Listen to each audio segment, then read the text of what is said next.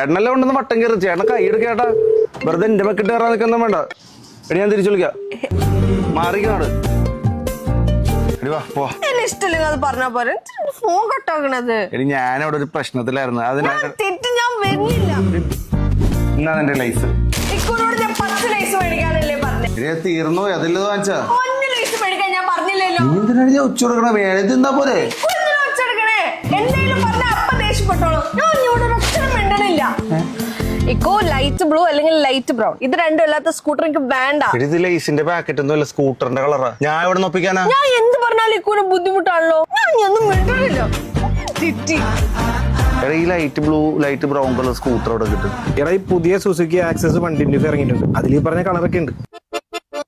പണ്ടത്തെ പോലെ അല്ലാണ്ട് ഇപ്പോ പുതിയ സുസുക്കി ആക്സസ് 125 65 കിലോമീറ്റർ മൈലേജ് കിട്ടും. പിന്നെ കിക്ക് സ്റ്റാർട്ടും കണ്ടില്ലേ. പെട്രോൾ അടിക്കണമെങ്കിലോ വണ്ടി നിറക്കണ്ട, ജസ്റ്റ് ഒന്നുകൂടെ തിരിച്ചാൽ മതി. മൊത്തത്തിലൊരു പ്രീമിയം ലുക്കില്ലേ. ഹെഡ് ലാമ്പും LED ടൈൽ ലാമ്പും അവൾ എന്തായാലും സർപ്രൈസ് ആവും. കയറ്റമൊക്കെ നല്ല പുഷ്പം പോലെ കയറും. നല്ല പുള്ളിങ്ങാ കാണണോ.